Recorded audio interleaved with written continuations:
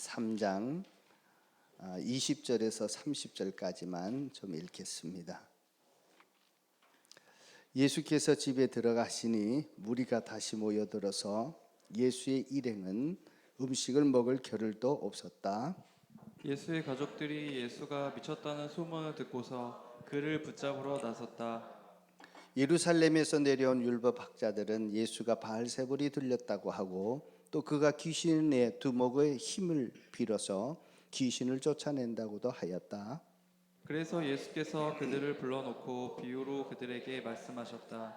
사탄이 어떻게 사탄을 쫓아낼 수 있느냐? 한 나라가 갈라져서 서로 싸우면 그 나라는 버틸 수 없다. 또 한 가정이 갈라져서 싸우면 그 가정은 버티지 못할 것이다. 사단이 스스로에게 반란을 일으켜서 갈라지면 버틸 수 없고 끝장이 난다. 먼저 힘센 사람을 묶어놓지 않고서는 아무도 그 사람의 집에 들어가서 세간을 털어갈 수 없다. 묶어놓은 뒤에야 그 집을 털어갈 것이다. 내가 진정으로 너에게 말한다. 사람이 짓는 모든 죄와 그들이 하는 어떤 비방도 용서를 받을 것이다. 그러나 성령을 모독하는 사람은 용서를 받지 못하고 영원한 죄에 매인다. 다 같이 읽겠습니다. 예수께서 이 말씀을 하신 것은 사람들이 그가 악한 귀신이 들렸다고 말하였기 때문이다. 아멘. 자, 우리가 예수님을 믿으면서 받는 축복 중에 가장 큰 축복 하나가 있다면 죄 용서를 받는 축복일 것입니다. 우리가 아무리 큰 죄를 지어도 아무리 많은 죄를 지어도 예수 그리스도의 이름으로 회개하고 나가면 용서함을 받을 수 있습니다. 하나님의 아들이신 예수님이 이 세상에 오셔서 우리 죄를 해결해 주기 위해서 자신이 우리가 받을 모든 형벌을 십자가에서 대신 지셨고 피를 흘려 주심으로 우리를 용서해 주셨기 때문에 그렇습니다.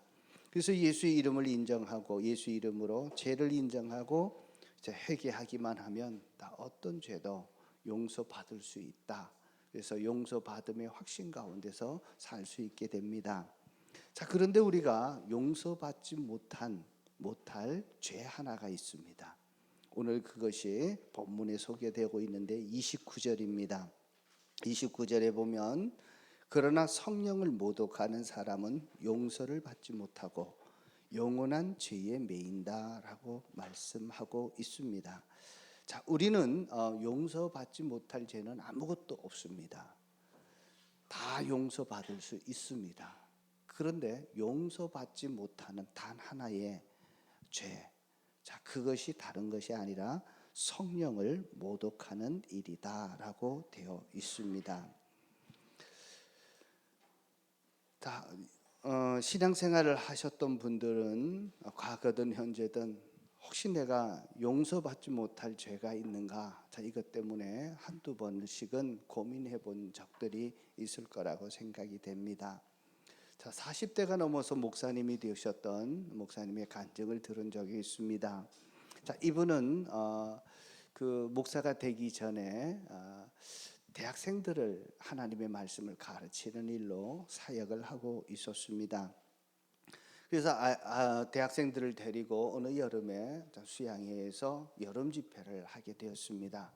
자, 그때 강사로 오셨던 목사님이 얼마나 열정적으로 말씀을 전하는지 참석했던 모든 학생들이 정말 은혜를 받고 감동을 받고 그리고 눈물을 흘리고 그리고 예배 시간마다 헌신하는 시간에 다 일어서서 헌신하고 예수님을 영접하겠다고 헌신하는 일도 많이 생겼습니다.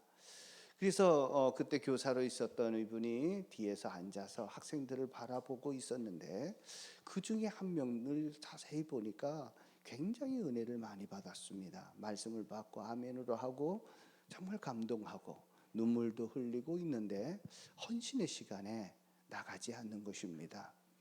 자, 그래서 언제나 나갈까 지켜보고 있는데 이제 마지막 시간이 남았는데 그래도 마지막 시간까지 안 나가는 거예요.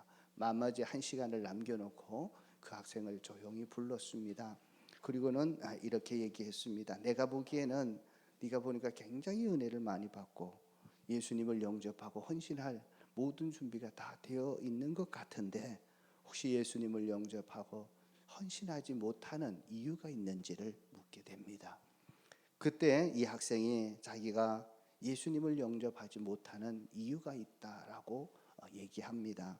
다름 아닌 대학생으로서 이제 오기 전에 시골 교회를 다녔는데 그때 교회와 교인과 또 목사님 간에 분란이 생겼다고, 분쟁이 있었다고 합니다. 그 분쟁이 있을 때 자기도 모르게 목사님 반대편에 서서 못할 말, 못할 행동들을 했던 것이 기억이 났답니다.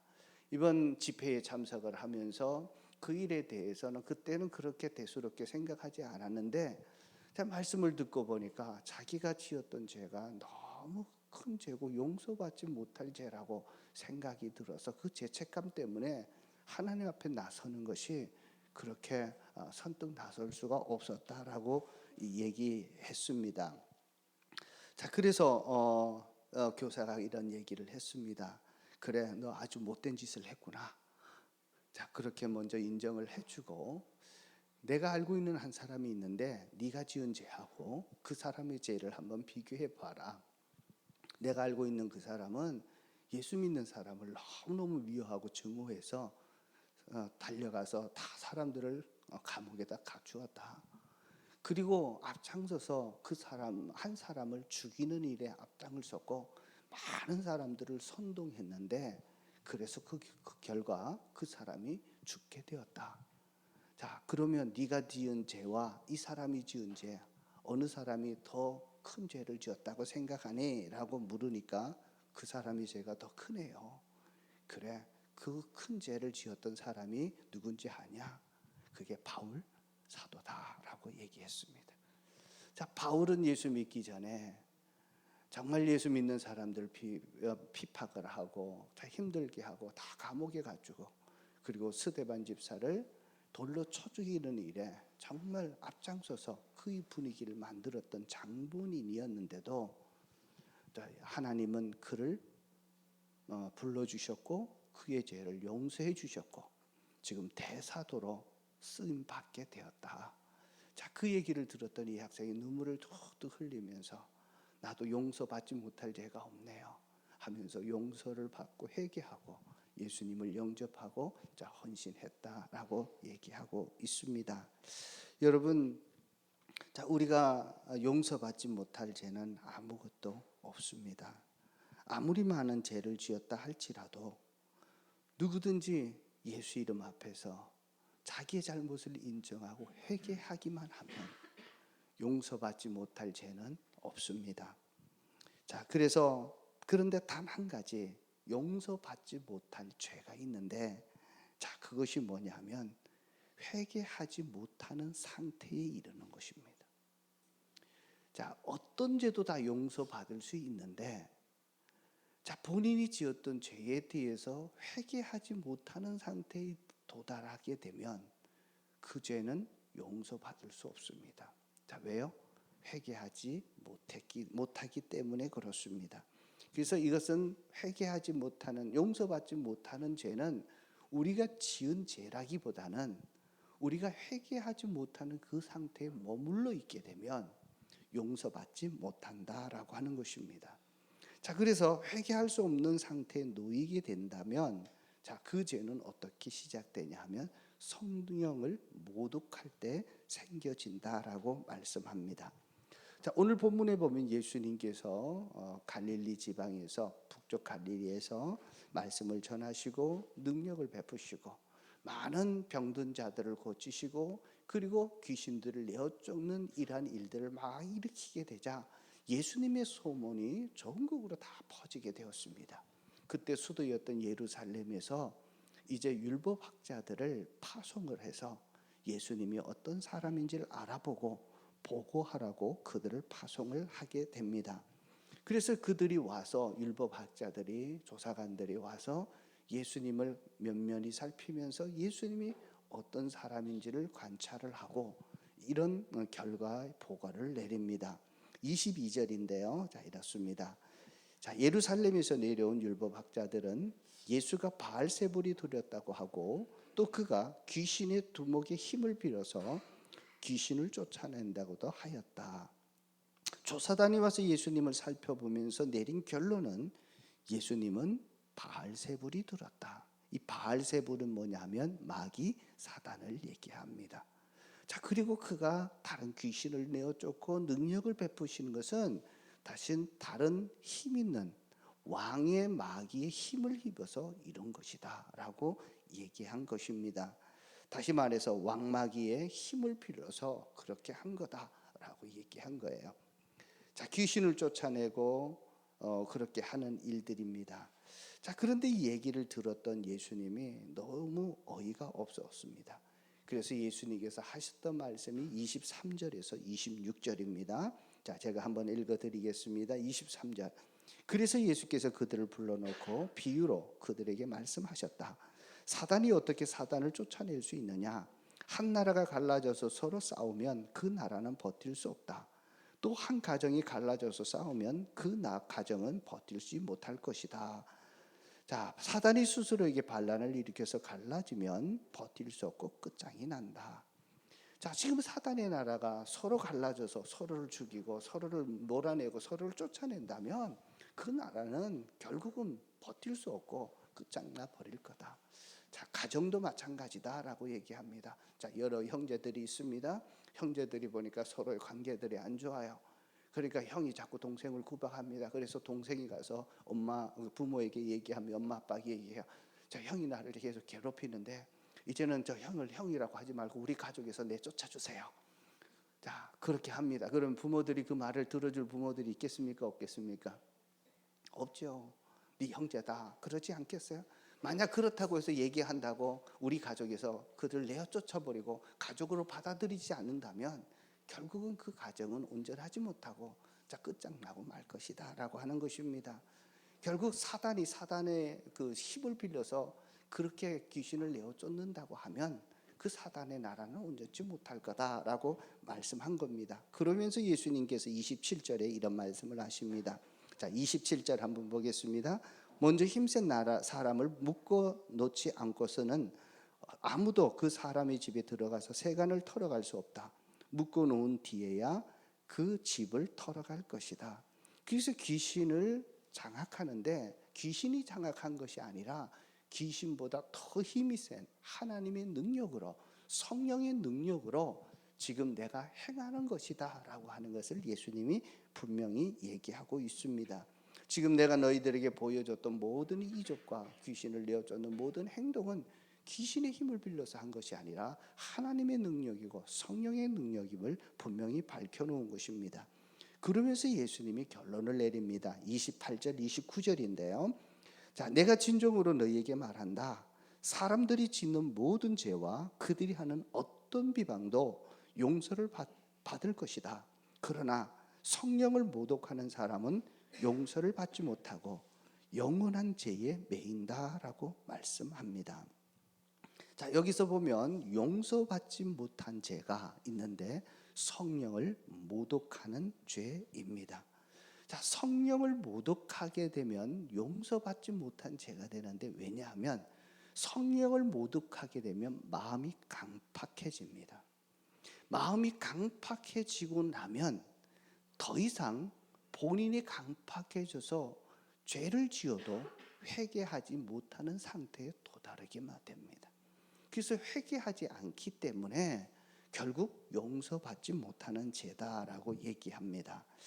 자, 그러면 언제 성령을 모독하는 일이고 언제 우리의 마음이 강팍해져서 용서받지 못하는 죄를 범하는 그 상태에 도달하는가 하는 것입니다.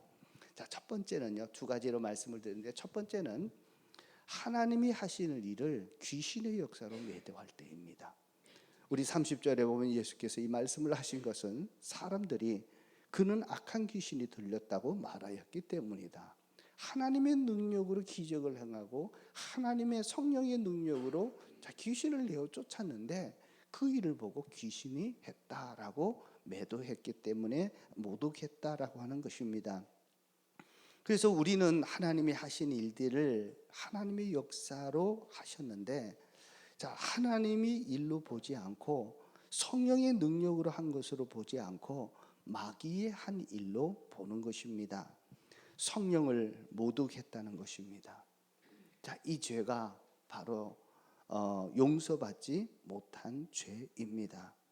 자, 오늘 보면 그 29절에 보면 영원한 죄에 매인다라고 하는데, 영원한 죄에 매인다는 게 뭐냐라고 얘기하면요, 이런 것입니다. 자, 우리가 주님을 섬기고 하나님을 섬기게 되면, 자, 예배를 드립니다. 자, 예배를 드리게 될 때, 자, 우리의 마음에 영원한 죄에 매이게 되면 예배의 감격이 없어집니다. 찬양을 불러도 더 이상 이렇게 감동이 없습니다. 간증을 들어도 기쁘지가 않습니다. 그리고 말씀을 들어도 말씀이 집에 들어오지 않게 되는 것입니다. 자, 결국은 마음의 밭이 아주 강팍해졌기 때문에 하나님의 말씀이 떨어져도 그 은혜가 은혜로 받아들여지지 않은 것입니다. 성령을 모독하게 되면 우리의 마음이 강팍해져서 더 이상 하나님이 주시는 기쁨과 하나님이 주신 평안과 하나님이 주신 능력과 하나님이 주신 은혜들이 우리와는 전혀 관계없이 되어버린다라고 하는 사실입니다. 사실 이 일을 했던 사람들이 누구입니까? 율법학자들이 아닙니까? 예수님이 하신 일을 자세히 보고 그들의 결론은 귀신이 그렇게 했다라고 보고했던 이들은 어떤 사람입니까? 그 당대 최고의 성경학자들이었습니다. 성전에서 하나님께 정말 하나님을 가장 잘 섬긴다고 자부했던 사람들이었습니다. 자, 그런데 이들조차도 하나님이 하신 일들을 가지고 귀신이 했다고 정말 이렇게 평가절하하기 시작하니까 그들의 마음이 강팍해진 것입니다. 하나님이 하시는 일들을 귀신의 일로 그냥 매도해 버릴 때 우리의 마음이 강팍해집니다. 결국 이 율법사들의 모습, 바리새인들의 모습 속에서 정말 주님이 주시는 천국의 기쁨을 찾아볼 수가 없습니다.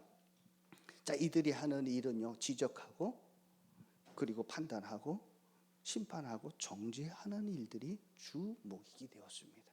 하나님이 주셨던 그 말씀을 가지고 자신의 삶에서 자신을 세워가는 것이 아니라 다른 사람을 비난하고 다른 사람을 죽이고 다른 사람을 판단하는 도구로 사용하고 말았습니다.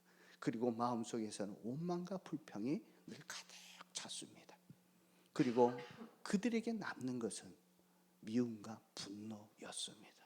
그들의 생각과 일치되지 않는다고 해서 결국 예수 그리스도를 십자가에 못 박는 일에 앞장섰던 이들이 바로 이런 율법학자들이었습니다. 마음이 강팍해지니까 나를 구원하러 오셨던 예수님을 구원자로 알아보지 못하고 귀신의 한 어떤 역사로 알아보고 결국 예수를 십자가에 못 박아 죽이는 엄청난 일들을 행하고 말았습니다. 그래서 성경을 모독한다는 것이 우리의 마음이 강팍해져서 더 이상 회개하지 못하는 상태에 도달하게 만든다라고 하는 것입니다. 하나님의 능력을 받는데 우연히 됐다고 평가절하하거나 혹시 저게 마귀가 한 것 아니냐? 귀신이 한 것이 아니냐고 판단하기도 하고, 그래서 뭔가 하나님이 하시는 일을 보면 저 이단 아니야? 뭐 이런 말로 툭툭 내뱉기도 하고, 자, 그렇게 합니다.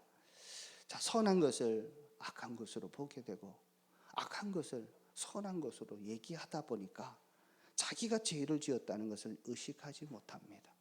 그러니까 죄를 죄로 의식하지 못하니까 회개할 수 있는 기회가 주어져도 더 이상 회개할 수 없기에 결국은 영원한 죄에 도달하고 만다라고 하는 것입니다. 자, 그래서 하나님이 하시는 일을 귀신의 일로 매도할 때 마음이 강팍해져서 그 죄는 구원받지 못하게 된다라고 얘기합니다. 자, 두 번째입니다. 두 번째는요, 하나님의 역사로 인정하지 않을 때입니다. 우리는 용서받지 못할 죄가 하나도 없습니다. 믿으십니까? 회개하기만 하면 우리는 다 용서받습니다. 그러나 하나님의 역사를 인정하지 않아서 우리의 마음이 강팍해지는 이러한 위험은 저에게도 있고 여러분에게도 있을 수 있다라고 하는 사실입니다. 그래서 성경을 모독하는 일들, 자, 이런 일들이 내게 일어나지 않도록 해야 되는데 그것이 하나님이 하신 일을 하나님이 하셨다고 드러내지 못할 때 일어나는 겁니다. 오늘 두 분이 간증을 했는데 얼마나 아름답습니까? 내가 확신의 삶을 통해서 내가 새로운 어떻게 제자로서의 길을 출발하고 있다는 것을 얘기하는 게 얼마나 아름답습니까? 세 번 형제가 또 하나님의 인도함을 받아서 지금까지 이렇게 인도했습니다라고 간증하고 드러내는 것. 자, 이것이 바로 우리의 마음이 강팍해지는 것을 막는 일입니다. 하나님이 하시는 일을 하나님이 하셨다고 증거하고 간증하고 자꾸 드러내는 것은 우리의 마음을 부드럽게 만드는 일이고 옥토가 되게 만들어서 하나님의 역사를 그 삶 속에서 나타나게 하는 일입니다. 자, 그런 면에서 하나님이 하신 일을 하나님이 하셨다고 간증하는 저와 여러분들 되시기를 축복합니다. 가끔 감정 좀 하십시다라고 하면 막 거부하고 별거 아닌 것처럼 대수롭지 않은 것처럼 얘기하는 것, 이것은 성령을 모독하는 일이 될 수 있다는 사실을 우리는 꼭 기억해야 합니다. 어떤 교회에 목사님하고 성도님들과 분란이 생겼습니다. 그런 일이 있어서는 안 되겠지만 우리 주변에 보면 가끔 생겨나기도 합니다. 연약한 인간들이 모인 모임이라, 죄인들이 모임이라 그럴 수 있습니다. 자, 그런데 성도님들이 목사님을 비난하고 공격하고 매도합니다. 자, 이때 우리가 조심해야 될 것이 있습니다. 그 목사님이 정말 사단의 종이 되고 이단 사상을 가르치고 있다면 그렇게 해도 괜찮습니다. 그러나 이 목사님이 여러 가지 결함이 있고 부족함이 있음에도 불구하고 하나님이 쓰시는 종이라면, 하나님이 쓰시는 사람이라고 한다면 문제가 달라집니다. 왜냐하면 이분을 공격하는 것은 그분을 쓰시는 하나님을 공격하는 일이 되기 때문에 그렇습니다. 그분의 인정을 인정하지 않는 것은 그분을 쓰시겠다고 세우신 하나님을 인정하지 않는 것이 되기 때문에 그렇습니다. 자, 그렇게 하나님이 세우신 종을 인정하지 않게 되면 마음이 강팍해집니다. 일단 마음이 강팍해지면 자, 어떤 일들이 생겨납니까? 말씀을 들어도 마음에 와닿지 않습니다. 어떤 간증을 들어도 감격이 없습니다. 마음의 평화가 기쁨이 다 사라지고 맙니다. 남는 것은요, 분노와 미움, 섭섭함 이런 것들만 가득 남게 됩니다. 결국 마음이 강팍해지면 더 이상 신앙이 성장이 되지 않습니다. 성장이 되지 않는 것만 아니라 계속해서 퇴보되어져서 결국은 믿음의 자리에, 은혜의 자리에 있음에도 불구하고 하나님의 은혜 속에 있지 못하게 되어집니다. 자, 이것은 성도들이 목회자에 대한 것뿐만 아니라 자, 목회자로서 또 성도들을 향할 때도 마찬가지입니다. 성도들에게 부족한 점이 있고 덜 성숙해 보여도 하나님께서 그 사람을 쓰신다면 욕하거나 비난해서는 안 됩니다. 우리의 마음이 굳어지는 것을 조심해야 하기 때문에 그렇습니다. 그래서 하나님이 쓰시는 사람들에게 대해서는 하나님이 쓰신다고 인정하고 정말 함께하고 도와주는 것들이 정말 필요합니다. 폐섬유증이라고 하는 질병이 있습니다. 자, 폐섬유증은 폐 조직이 굳어져서 심각한 호흡장애를 일으키는 호흡기 질환입니다. 자, 폐 섬유화가 계속 진행이 되게 되면 폐의 벽이 두꺼워진다고 합니다. 그래서 혈액에 공급이 되어지는 혈액 속의 산소량이 줄어들어서 나중에는 숨을 쉬기가 굉장히 힘들어지는 질환이 폐섬유증이라고 얘기합니다.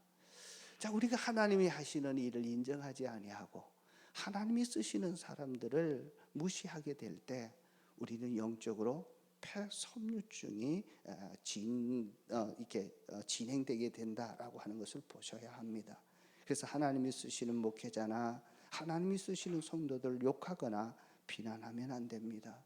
이런 죄를 짓게 되면 내 마음이 강팍해지고, 자, 강팍해지기 때문에 더 이상 회개할 수 있음에도 불구하고 회개하지 못하는 상태에 이르게 된다라고 하는 사실입니다.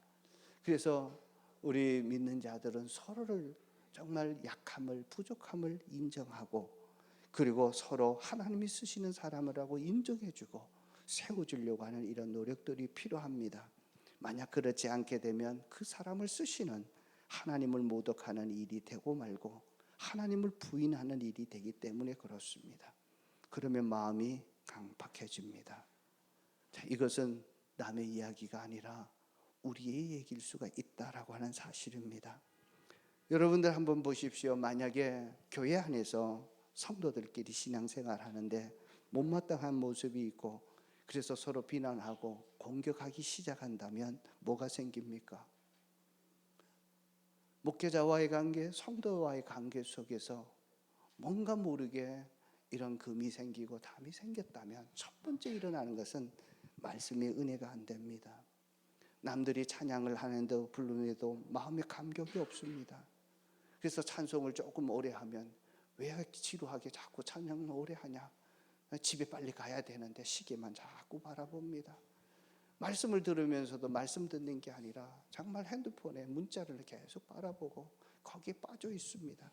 그리고 오늘따라 왜 이렇게 길어지지? 왜 이렇게 행사들이 많아? 라고 원망하고 불평하는 일들이 계속 생겨납니다.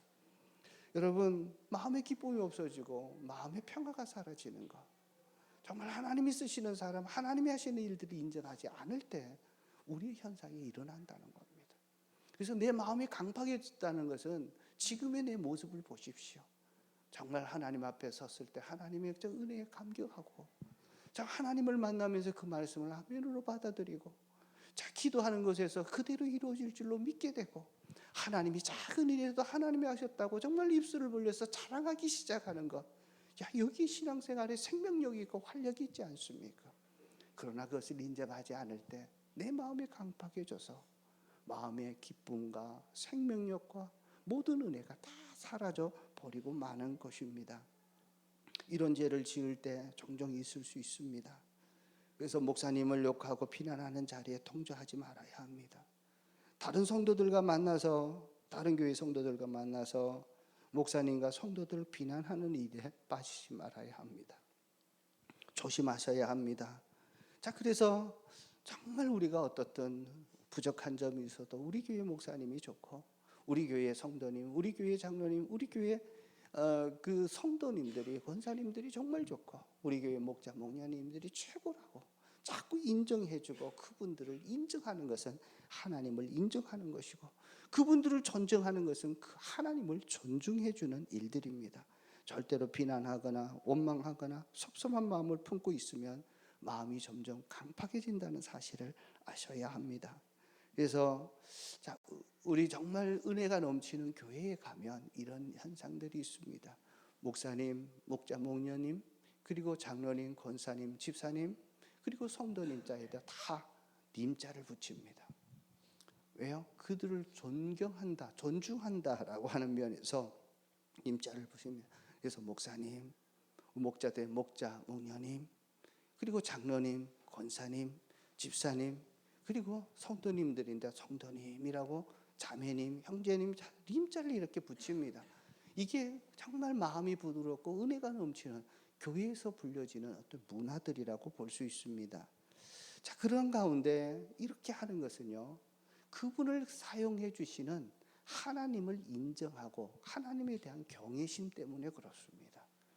그 사람이 이뻐서 그런 말을 붙여주는 것이 아니라 하나님께서 그 직분을 주시고 그 일을 하게 하셨기에 그것을 하게 하셨던 하나님에 대한 경외심이 결국 세우셨던 일들을 존중하게 되고 위에서 기도해 주게 되고 부족함에도 불구하고 그것을 자랑하게 되는 것입니다.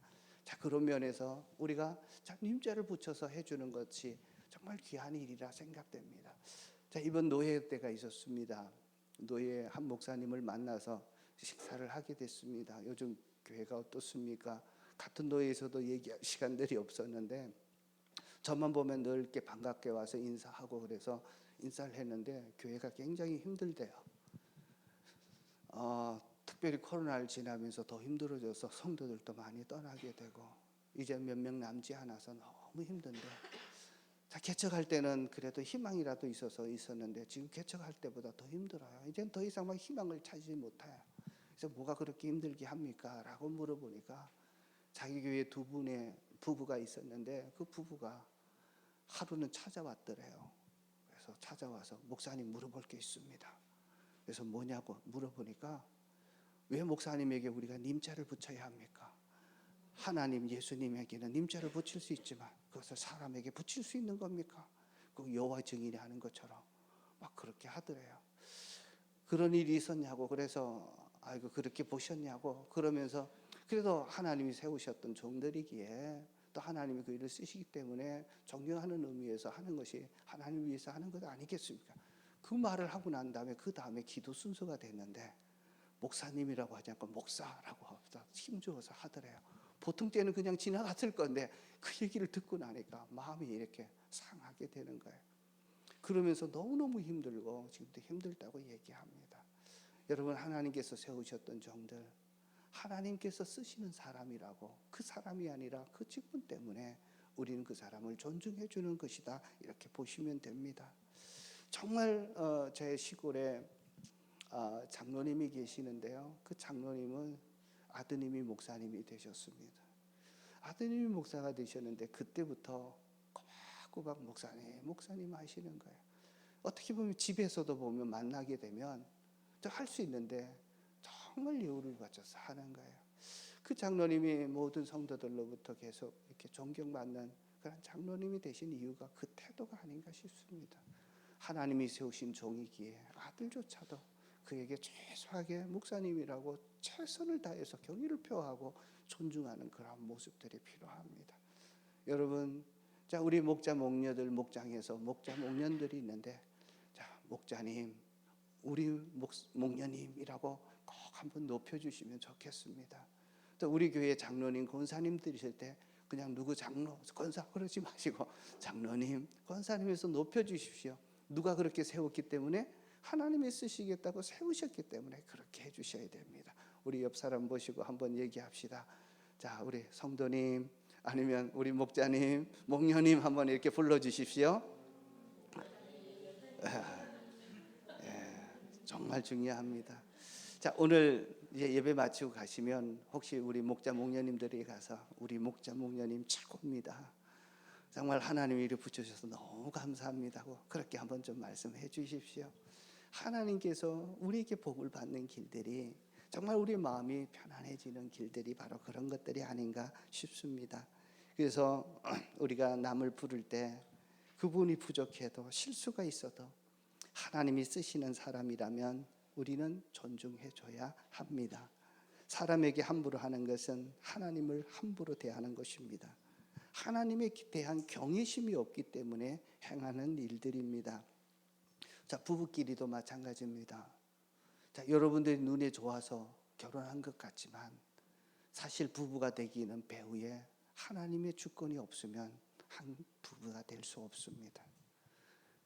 자, 결국 여기까지 살 수 있었던 것은 하나님의 은혜였다면, 하나님께서 내게 붙여준 사람, 하나님의 사람이라면 남편에게 대해서, 아내에게 대해서 더 귀하게 존중하게 돼야 됩니다. 함부로 하지 말아야 합니다. 여러 사람이 있는 데서 인격을 모독하는 그런 말과 행위들을 하지 말아야 합니다. 정말 아무도 없을 때도 하나님이 붙여주신 사람이기에 정말 가장 소중하고 정말 가장 귀한 사람으로 대우할 때 하나님께서 그 가정에 행복을 주고 또 하나님의 축복을 주실 겁니다. 오늘 집에 가시면 꼭 한번 하십시오. 서로 눈을 바라보시고 손을 잡으시고 우리 남편님, 우리 아내님, 자, 이렇게 부르시면서 하나님이 붙여주셔서 여기까지 온 것 정말 감사합니다. 앞으로 내가 더 열심히 인정하고 존중하겠습니다. 서로 한번 고백해 보십시오. 정말 하나님께서 그 가정을 일으켜 세울 것입니다. 우리가 하나님이 세우신 사람, 하나님이 그렇게 인정해 주신 사람을 하지 않게 될 때 우리의 마음이 강팍해져서 회개하지 못하는 죄에 이르게 돼요. 자, 그 비극을, 그 아픔을 당할 수 있다라고 하는 사실입니다. 자, 여러분, 특별히 여러분들의 자녀들이 이제 어릴 때라도 우리 교회에서 목자가 되어지고 하면 하나님의 목자로 세워진 것에 대해서 인정해주고 존중해주고, 자, 일으켜 주셔야 합니다. 존중받으면서 우리의 자녀들이 하나님의 일꾼 된 것이 얼마나 자랑스러운지 얘기해 줘야 됩니다. 가끔 부족함이 보여도 자, 그때마다 야, 네가 무슨 목자냐? 뭐 그렇게 하지 마시고, 정말 그래도 네가 하나님이 세우셨는데 참 자랑스럽다, 하나님이 너 쓰실 거다 격려하고 좀 위로해주고 좀 높여줄 수 있는 우리 성도님들 되시기를 주의 이름으로 축복합니다. 자, 하나님이 사유신 사람들을 높여주고 존중하는 것은 우리가 복을 받을 일들이고, 정말 어떤 죄도 용서받지 못할 죄가 없어서 정말 하나님의 축복과 하나님이 주시는 은혜와 생명과 기쁨을 마음껏 누릴 수 있는 상태에 들어오게 됩니다. 자, 하나님을 경외하면서 살아갔던 대표적인 한 사람이 있어서 소개합니다. 그 사람이 누구냐 하면 다윗 왕입니다. 다윗 왕은 이스라엘의 두 번째 왕입니다. 선임 왕이었던 사울 왕이 처음에는 너무 겸손하고 정말 잘했습니다. 근데 이분은 하나님을 두려워하고 경외하기보다는 사람들을 더 예민했습니다. 사람들이 나에게 뭐라고 얘기하느냐, 그것에 늘 했고 사람을 두려워합니다. 백성들을 두려워합니다. 자, 그러다가 다윗 왕이 나타나서 골리앗을 무찌르고 이스라엘을 구원하게 되자 백성들이 막 다윗을 칭송하기 시작합니다. 사울은 천천히요, 다윗은 만만이다. 사울이 죽인 사람은 1000명이고 다윗이 죽인 사람은 10,000명이다. 막 이렇게 노래를 부르기 시작하니까 그 마음이 강팍해졌습니다. 자, 그래서 그 부분에 대해서 이제는 다윗을 미워하기 시작하고 증오했고, 기회가 있으면 그를 죽이려고 합니다. 그래서 다윗이 더 이상 사울 밑에 있지 못해서 도망가는 신세가 되었습니다. 장장 7년 동안 도망자의 삶을 살아야 했습니다. 언제든지 서울만 있으면 자기가 있다는 소식을 들으면 군대를 떠내리고 그를 쫓아와서 자기를 죽이려고 계획하고 있습니다. 자, 그때 원수는 외나무 다리에서 만난다고요. 또 부딪힐 때마다 다윗은 사울 왕이 자기를 그렇게 괴롭히고 죽이려고 와도 그 수는 손대지 않았습니다. 한 번은 그가 죽일 수 있는 기회가 있었습니다. 얼마나 분노가 찼겠습니까? 자, 그런데 죽이지 않고 그의 옷자락을 베었습니다. 그리고는 옷자락을 베고는 나중에 크게 회개합니다. 내가 하나님의 기름 부으신 종을 옷을 베었구나. 그것 때문에 정말 회개하는 다윗의 그 심정을 주님이 보셨습니다. 그리고는 사울 왕이 얘기합니다. 내가 당신을 죽일 수 있었지만 그러지 못했습니다. 내가 이것조차 내가 회개합니다라고 얘기합니다. 하나님이 그 사람을 쓰셔서 다윗 왕을 통해서 예수 그리스도가 이 땅에 오게 하시고 전 인류를 구원하는 정말 그리스도 구원자의 정말 믿음의 선배가 되는 그런 가문을 이루었습니다. 사랑하는 성도 여러분, 우리 성도님들의 가정이 이런 명문 가정 되기를 주의 이름으로 축복합니다. 여러분을 통해서 여러분들의 후대에 태어나는 모든 자손들을 통해서 하나님의 구원을 이루고 정말 이 땅에 하나님의 생명과 축복을 전달해주는 명문 가정 되기를 주의 이름으로 축복합니다. 그러기 위해서는 하나님의 경외하심으로 여러분이 먼저 반드시 쓰셔야 되고, 여러분들의 자녀들을 하나님의 종들을 하나님이 하시는 일들을 인정하고 간증하면서 사는 자로 키우셔야 합니다. 그렇게 하나님의 경외심이 있게 될 때 우리의 마음이 부드러워져서 정말 하나님의 은혜와 하나님의 생명과 축복과 감격을 누리면서 정말 하나님의 살아계심을 보여주면서 사는 그러한 사람들이 되어질 것입니다. 하나님의 경외하심이 있으면 어떤 설교를 들어도 마음으로 감동으로 와닿습니다. 깨달아집니다. 기쁨이 있습니다. 평화를 맛봅니다. 하나님의 자녀들이 일꾼된 것을 존중하면 우리의 마음이 옥토밭이 되어집니다. 자, 이런 은혜가 여러분들에게 있어지기를 축복하고, 그럴 때 믿음이 쑥쑥 자라게 되고 오늘 하나님을 경험한 것과는 비교할 수 없는 내일의 더 큰 은혜를 경험하게 될 것입니다. 우리가 하나님의 은혜와 축복들은 어떻게 보면 정말 손끝만큼 누리고 사는 건데 이거와 비교할 수 온전히 누리는 신앙의 삶이 얼마나 풍성한지를 보여주는 저와 여러분들이 되시기를 주의 이름으로 축복합니다. 자, 이 시간 제가 여러분에게 한번 이런 생각이 들어서 말씀을 드립니다. 혹시 우리 가운데 신앙생활을 오래 하셨던 분들 가운데 옛날을 생각하면 하나님을 사랑했고 열정도 있었고 정말 주님께 뜨겁게 봉사했던 뜨거움이 있었는데 지금은 신앙의 열정도 다 식어진 분 계십니까? 자기의 마음을 보면 물길도 없고 온기도 없고 냉랭한 마음을 갖고 계시다면 언제부터 시작되었는지를 한번 돌보셔야 합니다. 자, 내 마음이 그 온기가 없고 정말 강팍해져 있다면 언제부터 그렇게 시작되었는지 첫 불순종이 무엇인지를 한번 꼭 찾아보시기를 바랍니다. 그렇게 시작된 사건이 그렇게 큰 사건은 아닐 수도 있습니다.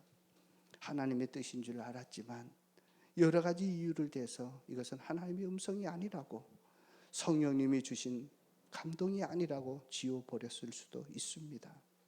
그때부터 마음이 강팍해졌습니다. 그래서 신앙생활에 기쁨이 없고 평안이 없고 열정이 다 사라졌다면 하나님께 보여달라고 기도하십시오. 그리고 다시 한번 하나님이 회복되길 원하십니다. 회복되어졌을 때 하나님 앞에 쓰임받는 인생이 될 것입니다. 다 같이 한번 눈을 감겠습니다. 여러분, 지금 내 마음에 하나님이 주시는 기쁨, 하나님이 주시는 감격, 주님께 대한 열정들이 계속 살아나고 있습니까? 잘하고 있는 일들입니다. 하나님이 하신 일들을 하나님이 하셨다고 증거하고, 하나님이 하신 역사들을 하나님이 하셨다고 인정해주고, 하나님이 세워주신 종들을 하나님이 세우셨다고 정말 그렇게 인정하고 존중함으로 하나님을 경외하는 자 되기를 축복합니다. 그러나 그렇지 못하다면 언제부터 시작되었는지 주님 앞에 내어놓고 주님 보여달라고 얘기하십시오. 그리고 하나님 내 첫 출발을 주님 앞에 드리면서 불순종했던 부분에 회개하시면 됩니다. 한 30초 동안 우리 침묵하면서 우리 성령님 앞에서 강팍해졌던 내 마음이 다시 부드러워지고 회복시켜 달라고 한번 침묵하면서 기도하겠습니다.